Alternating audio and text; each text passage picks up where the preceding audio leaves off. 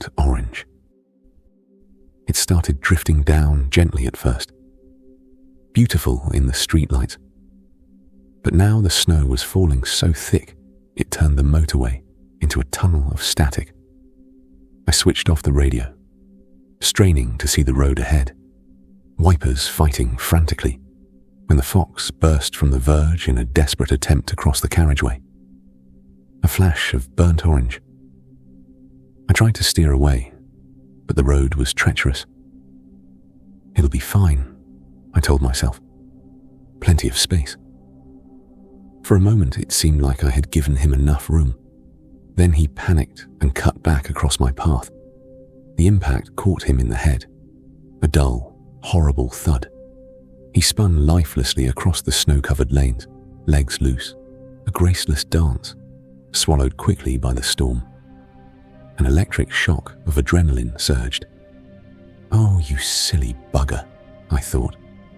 I kept driving for another mile with my hands tingling, senses dialed in, before I spoke aloud into the empty car. I'm sorry, mate. I didn't mean to do that. The next morning, I cleaned the bumper with a wet rag. I had to scrub at the dried blood. It softened into soapy pink water that ran down the paintwork and pooled on the drive. Nearly gone, I repeated to myself, willing the job along. I washed it all away until the car looked innocent again. I wonder if the impact had killed him. I was pretty sure that it had.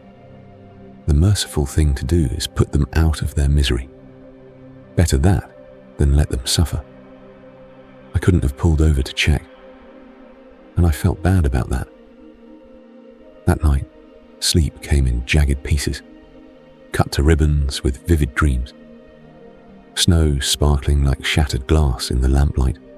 The sky, black and starless.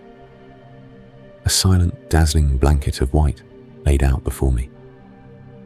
My breath rolling in transparent clouds. Ice forming in delicate spider's webs on the windscreen.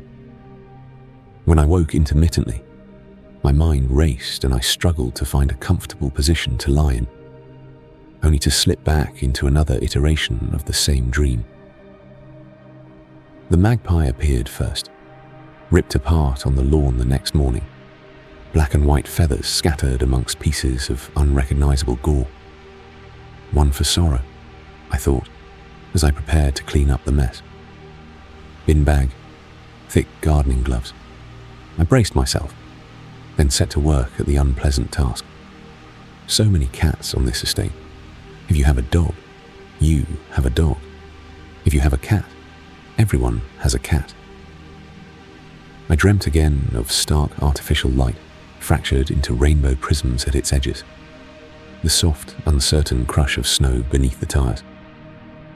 Crimson drops hissing against cold metal.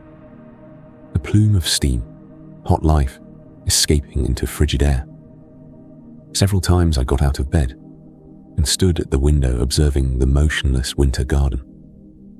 Each morning, I began the day already exhausted. It can't go on like this. After 3 days, I took the sleeping tablets from the bathroom cabinet, checked the date on them, and placed them on the bedside table.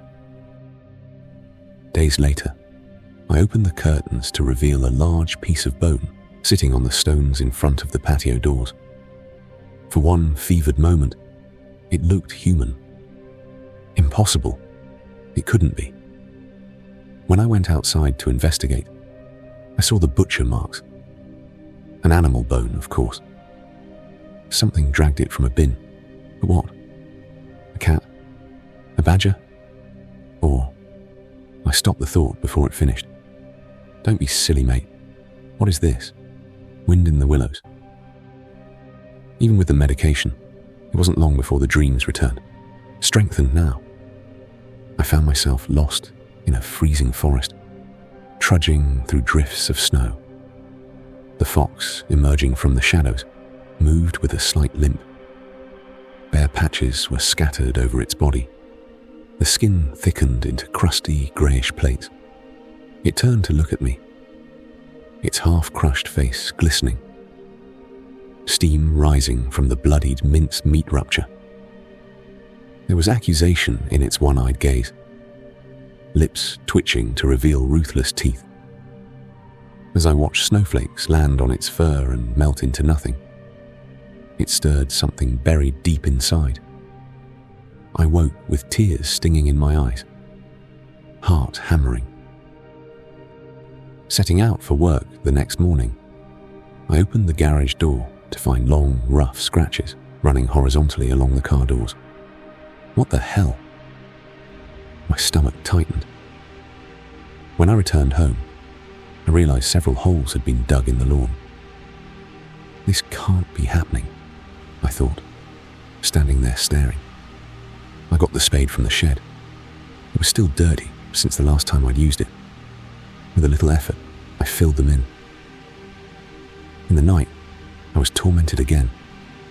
An icy windscreen, only partly cleared. A thud, a scrape, a body prone, face down, a broken wheel spinning gently as it disappeared in the rearview mirror. A dull, horrible thud, burnt orange spinning loosely in a broken cartwheel. I'm sorry. I didn't mean to do it. On the final day, I opened the back door. An artfully arranged pile of chicken bones was sitting on the mat. A cold, sickly feeling ran through me. I can't take this. What do you want? It was a bloody accident. I disposed of them with my lips tightly pressed together, trying to breathe as little as I could.